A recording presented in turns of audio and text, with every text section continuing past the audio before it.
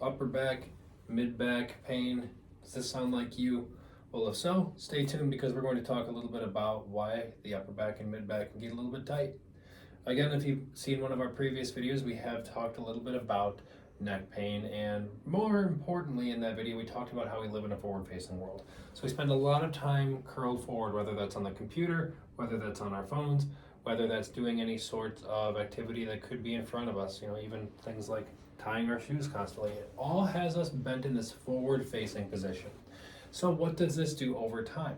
Well, the upper back is designed to curve a little bit forward like so, but to continuously be in this position really stresses those joints out, puts extra pressure from gravity on top of them, and causes them to have abnormal pressures on them, which over time leads to, as you would guess, abnormal function. So how can we address that? A lot of times people tell me my mid back is sore. Can you use some activator work on it? Can you try to loosen up some of those muscles?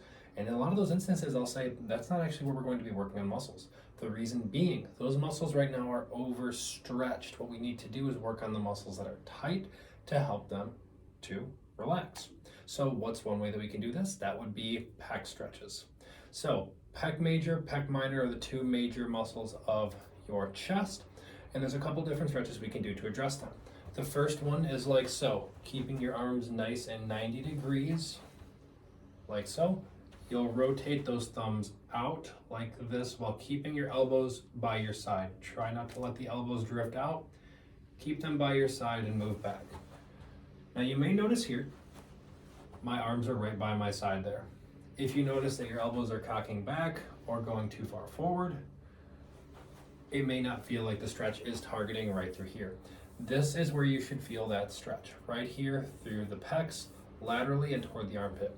If we're feeling it in the shoulders or in the arm, what we should be trying to see is if our elbow is too far forward or too far back, because that's typically what's going to cause that to be the case. So how do we modify this if this stretch isn't giving us a full stretch here?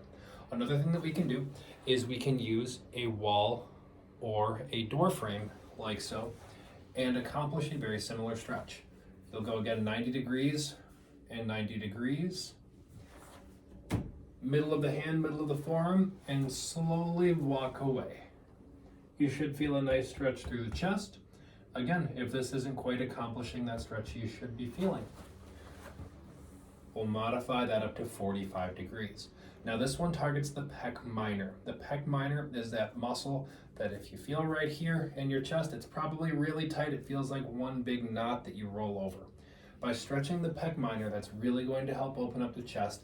It's going to help those muscles between the scapula, those bones in your back, come together, and it's going to help prevent that overstretching of the upper and mid back. So let's look at that stretch one more time. 45 degrees, walk this way, rotate your torso, and you should feel a stretch right up here. Now, if this is challenging, 10 seconds per stretch is great.